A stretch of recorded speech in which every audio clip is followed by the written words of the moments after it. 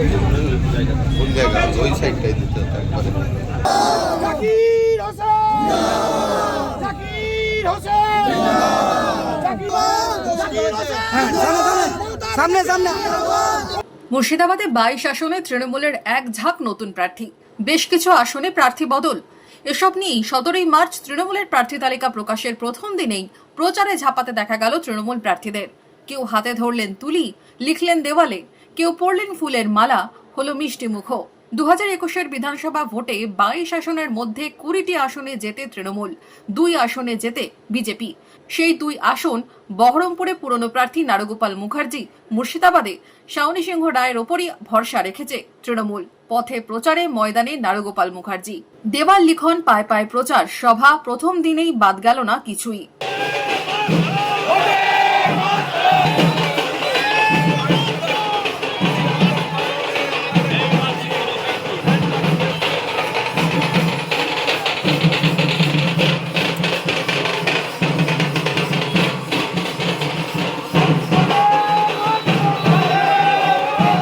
যেহেতু মমতা বন্দ্যোপাধ্যায় 4 বারের সরকার শুধু গঠন করার সময়ের অপেক্ষা, সেখানে বিজেপিকে টেস্ট করেছে, কাঞ্চন মৈত্রকে, অধীরবাবুকে 25 বছর ধরে টেস্ট করেছে। আবেগ আর কাজ করার জায়গা, রিয়েলিটি দুটো এক জিনিস নয়। যদি আপনার কাজ দিয়ে বিচার করে, সেখানে তৃণমূল প্রার্থীর ভোট পাওয়া উচিত। রঘুনাথগঞ্জ থেকে জঙ্গিপুর তৃণমূলের হেভিওয়েট 2 প্রার্থী এবারও ভোটের লড়াইয়ে। রঘুনাথগঞ্জে তৃণমূল প্রার্থী আখরুজ্জামান নাম ঘোষণার পরেই শুরু করলেন ভোটের প্রচার। কর্মী সমর্থকদের সাথে নিয়েই ঘুরলেন এলাকায় এলাকায়। ফুলের মালা পরিয়ে প্রার্থীকে শুভেচ্ছা জানালেন কর্মীরা।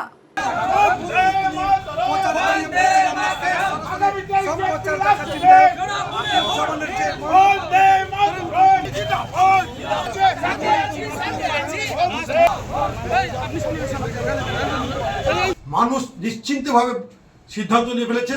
মমতা ব্যানার্জি বিকল্প, মমতা ব্যানার্জি ছাড়া কেউ নেই। সেহেতু এখানে মমতা ব্যানার্জি সিলেক্ট প্রার্থী হিসাবে মানুষ জন্ম থেকে মৃত্যু পর্যন্ত যে পরিষেবা মমতা ব্যানার্জি হাত ধরে পেয়েছে, আজকে মায়েরা লক্ষ্মী ভাণ্ডার আজকে 1,500 পাচ্ছে, আজকে যুবক ভাইরা যুব সাথী পাচ্ছে, কৃষক বন্ধুরা কৃষক ভাতা পাচ্ছে, আজকে কি না পাচ্ছে প্রতিটি পরিবারে মমতা ব্যানার্জি উন্নয়ন। তাই বাংলার ঘরে ঘরে বলছে আবার তারা মমতা ব্যানার্জিকে চায়। আমি এখানকার মমতা ব্যানার্জি সিলেক্ট প্রার্থী হিসাবে তারা আমাকে আবার নির্বাচিত করবে, এই কথা মানুষ বারবার বলছে। জঙ্গিপুরে তৃণমূল প্রার্থী জাকির হোসেনও প্রচারে ময়দানে।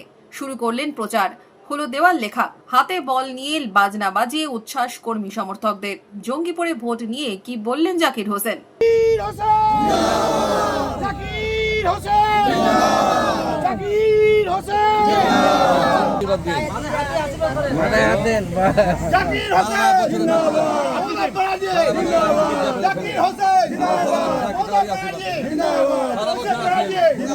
এলাকার রাস্তাঘাট উন্নয়ন করেছি এবং 12 মাস পরিষেবা মানুষকে দিয়েছি।